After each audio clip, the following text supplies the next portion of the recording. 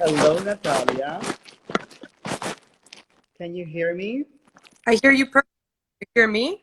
Yes, I hear you perfectly. Hello, everyone who is joining us today. We'll wait a couple of minutes before we start. Wow, that light in Miami looks spectacular. A little bright. I realized I maybe needed a bit of a filter, but how is the weather in Bath? It's gorgeous. We're having a beautiful sunny day here in England. But I wish I was in Miami like you. I know you have a house here when mine is finished. I can't wait to have you here to stay. We'll have a good time. Oh, wonderful, wonderful. Let's see, what time is One more minute before, but we one can. before long? This is your show, Emilio. I'm just here to. To look gorgeous and actually inspire us. Sweet, you're sweet. I'm really excited about this today. I've been very much looking forward to it. Likewise, likewise. So it looks like people are slowly joining us. Let's give it 30 more seconds. Welcome, everyone. That's the fabulous Natalia Miyar looking at you, not me, her. Emilio, the equal Emilio. Right. So let's get going. Welcome to Interiors Academy. Today we are in conversation with Natalia Miyar. Natalia is a London and Miami-based architect and interior designer. She approaches design with an understanding of balance and proportion. The result are spaces that are both serene and lively. As an architect, she developed a passion for materiality, a devotion she has carried through to her interior architecture and design projects for her international clientele. Welcome, Natalia. Thank you, Emilio. I'm happy to be here. Natalia, you were born in Mexico to Cuban parents. Then, later on you went and studied history of art and architecture at Brown. Then you went on to the University of Miami to pursue an MA in architecture. You've landed in London, where you have become very, very successful. Tell me, Natalia, and tell us, how did Natalia Miyar start as an interior design business?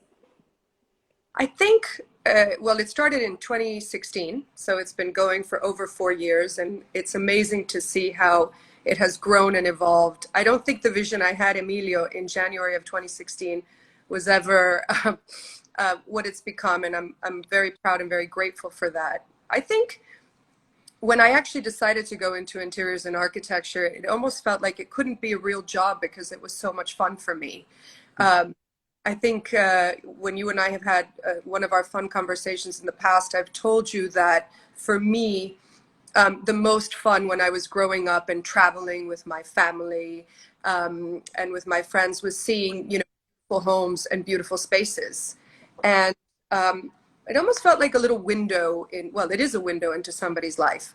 And so I think, the start of the business was a few years ago, but I think the reality is that I was always meant to be doing what I'm doing. It's been a lifelong passion.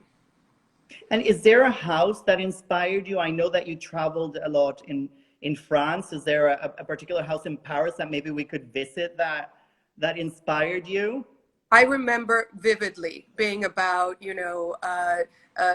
9 or 10 years old, and my parents taking me and my sister to the Nissim de Camondo, which is such a great house. For those of you who don't know it, it's a beautiful but tragic story because it's a family who a lot of them perished in the Holocaust. But it's this beautiful house that is preserved in time, and I remember being really struck by the fact that you would walk into the dressing room and see, the ladies' fan and gloves all laid out as if they were just about to walk in. And it was this perfect example of a house, every aspect of it, not just what you would see in a museum, which were the fabulous paintings or the fabulous sculptures. You could see the kitchen, you could see the bathrooms. It was pretty amazing. And at that point, I realized that I found the domestic life, the interiors life really fascinating.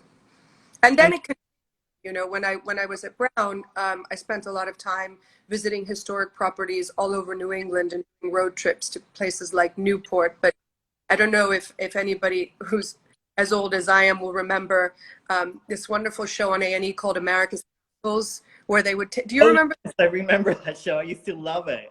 It was a great show, and they had different. They showed you different places, but you would see these incredible places like Biltmore in Asheville, North Carolina, and different places. And honestly, that for me was like watching the best movie. So I don't think it's a surprise that I've ended up where I have work-wise. So now this movie is coming to life via your creativity. What makes the world of Natalia Miyar unique in your segment of the interior design market? I think, you know, I think what I do is it's very much my vision. And it's a vision that is full, I think, of contrast and textures and color and hopefully unexpected combinations. I think that's what I do. I don't want to say what I do it best. It's what I do, and it works for some people, which is great. I love seeing unusual combinations of materials. I have a side to my personality, Emilio. I think you know I like a very glamorous life, but I also like a very relaxed, you know, casual life. And I think my interiors really show that. And I think the best designers just they allow their vision to anchor every aspect of their design, and they're true to that. And so I'm very true to creating things that feel unique and one of a kind for me. Could And you the give one, some examples of the materials that you mix? I think so. I think that's the most fun because it's those combinations that feel very special. I don't ever want to do for one client what I've done for someone else. I like to, in fact, it's really boring when a client says, oh, I've seen that you did that. I like that. I want something new. But I love the contrast of, you know, very textured wood and then like very sleek bronze. I don't gravitate to fabrics that are very plain. I like pattern. I like texture. I like pattern with texture. So, and then hopefully with the right element of restraint, right? It can't, I don't want to go too far. Before you feel like you've gone too far, you pull back just slightly. And what is your process when creating a room? How does it all start? I think there are, I mean, there's sort of the research component and there's the spatial component as well. And when I start a project, I like to understand not just the physical context, right? What is the house or the apartment and the landscape. That's important to me, but also the architectural material context. I like design that's very contextual. And I think that definitely comes from my architecture background. I've always said I don't want to, you know, what I designed for London doesn't make sense in Miami and vice versa. I like you to feel when you wake up in the morning that you know where you are. So it's very much grounded, I think, in a contextual approach to design. You know, an architectural approach in terms of the layout. And then when, you know, when all of that is established, that's when I really start the creative process, which I do a lot in collage and in materials because, you know, some people do it in pictures and that's important. But for me, what anchors my work is this palette of materials. And I posted for you on Instagram a sneak peek of the materials board for my own home, which I've been working on. So tell the audience that Natalia has just bought a house in Miami, which she is in the process of decorating. So you followed your own, you know, your process that you follow for clients for yourself. For the most part, no, definitely.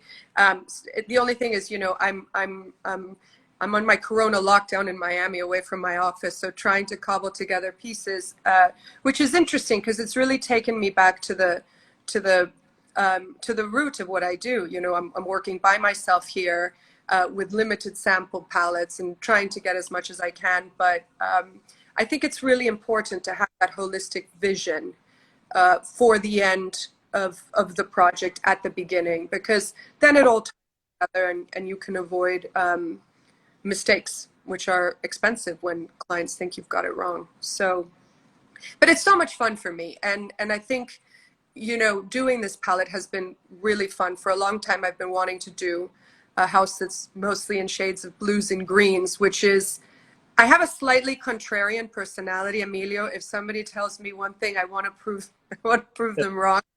And somebody said to me a long time ago, blue and green, you know, they don't work together. And to me, it's the most natural combination. It was It's, a you challenge. They know, do. challenge. I like a challenge. The word maybe isn't a contrarian. I like a challenge. Um, but you know, I grow up. I'm looking out of the window here. You know, you see the blue sky, you see the Atlantic Ocean, and you see that incredibly vibrant green canopy of trees. And so I thought to myself, when I do my Miami house, blue and green, and really vibrant it too. I'm not going to be. This is, you know, in your own home, you can have a lot of fun and you can really push yourself and do things that a client might not be as keen to do. I think, you know, for example, with stone, clients like to play it a little safe with stone. I don't. Um, the What crazier, the better. stones are you considering? What's an unsafe stone from a visual point of view? I'm using Amazonite. I did a poll on my Instagram and I was actually really gratified because I was slightly on the fence, but Uh-huh. overwhelming response for the Amazonite, which I think is just an incredibly, it has everything that I love: vibrancy of color, contrast of scale and texture, lots of veining. And it's really an unexpected turquoise shade, which I think will just look great. And So oh, I can't wait to see it. And Natalia, our relationship with our homes is changing. How do you think things are shifting in interiors as you, because I imagine while you're creating for yourself, you're having to think about how you're going to live in the house and what's going to make sense for you and your lifestyle. So how do you think things are changing now, and where are we going? I think, you know, we have lived a lifestyle that is very much outside of the home. In recent memory, we go to, you know, restaurants and movies and sporting events, travel extensively. I am the ultimate homebody who spends more than half of the month on a plane, typically. Uh-huh. Not just on a plane, but outside. But I love being at home. And so it's not a surprise to me that this is what I ended up doing. But to answer your point, I think people are surprised by how important their houses have turned out to be. Mhm. And I think, unfortunately, we're entering this new normal lifestyle, and we're not quite sure how long it'll last. And, you know, for some people, they're going to be staying at home much more than they did in the past. So I think we will have more of a focus of making home a place that isn't just comfortable and utilitarian, practical, but something that's inspiring and uplifting as well. I think I've made the point before about home offices. I mean, I can't tell you how often someone says, "Oh, I'm just going to shove a little desk against a wall in the Oh, corner of my second bedroom," oh, and I know, and I think your office should have a beautiful view, and it should be, you know, comfortable, but you know, don't just stick yourself against the wall. Make it a great place to be. Um, and don't, and I think a lot of people also um, design for entertaining or design for other people or impressing other people. Not much, interestingly enough, my clients, but don't worry about that. I think, I mean, obviously there's a component, but just make the house feel great for you for every day.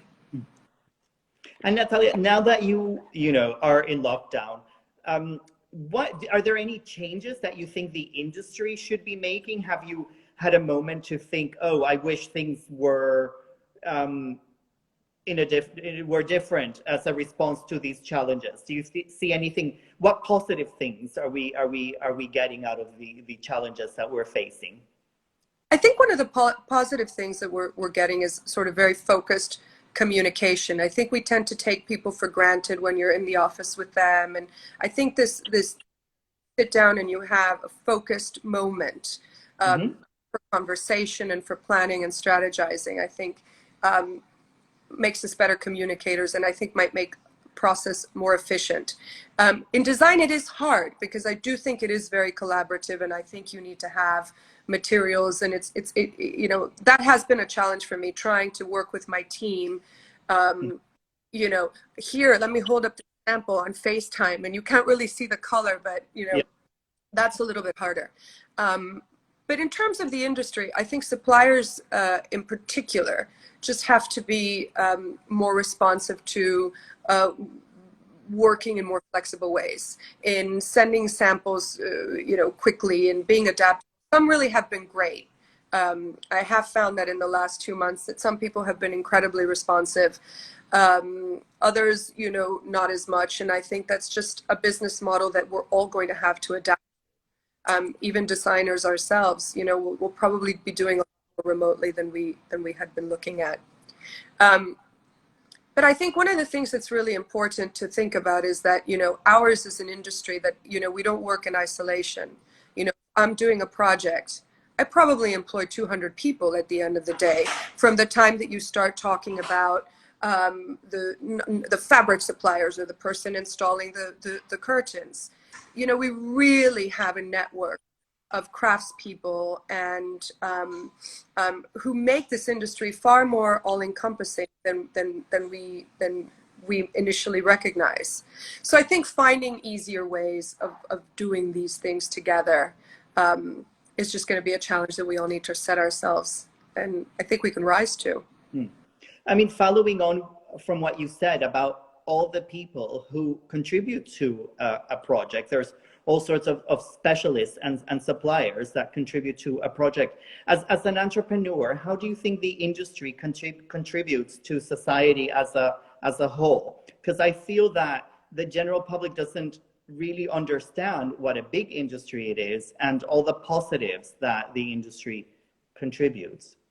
I think, you know, the contribution comes, you know, it starts with the individual and how much you can make a person's life happier, more comfortable, and more productive by having a great space. That's the first one.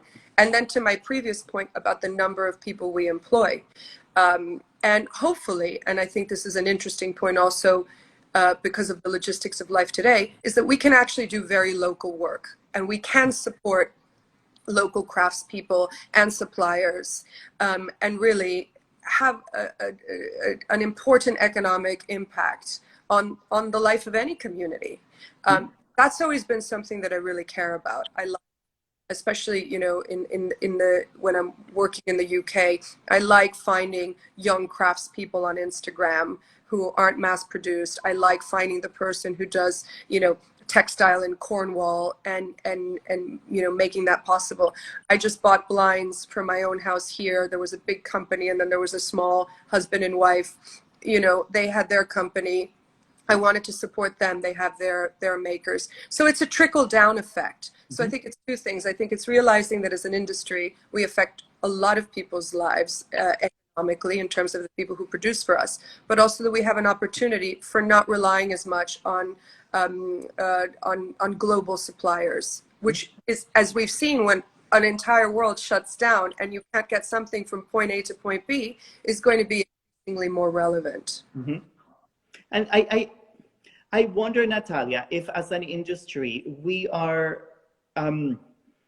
maybe a little shy about engaging with bigger groups like government, for example. What could we be doing as an industry because to get our voice heard? Because you always hear, oh, the museums have a really good lobby, or the sports teams have a really good lobby, or fashion. What would you like to see happening in the interiors industry so that our voice can be heard?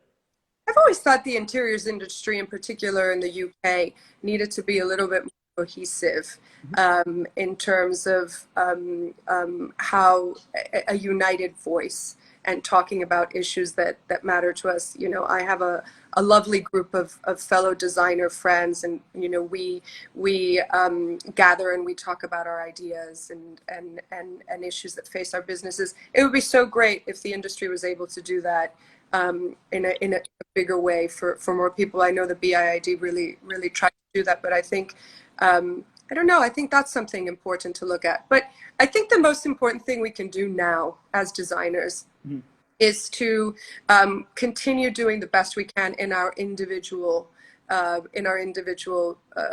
companies. You know, at the end of the day, I'm a small business owner. You know, I think people think of interior design as a luxury industry, but I'm the sole owner of my business. I employ, under 15 people. But it sits on my shoulders, and then in turn, we're able to employ all the other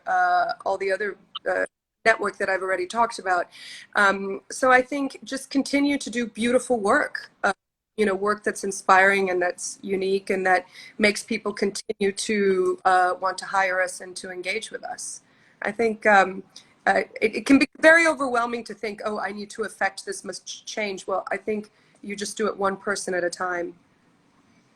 And Natalia, taking into account all of the effort that comes into creating a beautiful, well-considered interior that like those you put together, why is British design worth it? And maybe because you are so international, British and design in general, why is it worth it? I think because it's a very, why is British design worth it? Well, I think the UK and London, where I work primarily, is such an interesting place to be because there are so many different people from so many different parts of the world. I think you asked me the other day when we had a chat, like, why do people hire, what kind of clients do I have? What kind of people hire me? Like me, people who've lived in different places, who call the UK home or who call another place home, and they want an interior that expresses that individuality that is informed by their experiences in so many different places. And I think the UK, being the extremely international, diverse place, offers that. And that's coupled with this wonderful tradition of British heritage and craftsmanship. So it's a really unique marriage of innovation and a very contemporary approach to how we live today with the very best of tradition. And that's why I like to work with British craftspeople, and that's why I'm so inspired by the work in the UK. And I think that permeates in lots of different aspects of my work. I can't lie to you and tell you I don't love working in the US also, because there's just access to so many things, and there's sort of a very positive irreverence towards design. There isn't an established design aesthetic, and I think anything goes in a good and bad way. But there's a lot of creativity that can be very inspiring. Yeah. Well, I hope that we continue seeing creativity and inspiration everywhere in the world. And I want to thank you, Natalia, for your time this afternoon. I wish you lots of success in Miami, and I'm sure everyone in the audience, like me, we're looking forward to seeing what the house in Miami looks like eventually. And stay well, and thank you again for your wonderful, inspiring comments today. Emilio, thank you so much. I always love talking to you. It's been such really an honor and a treat to be here with you today. And I hope we can keep talking about, how positive design is, especially these days when we're all at home. So thank you. Thank you, Natalia. Bye-bye. Thank you. Bye. Bye.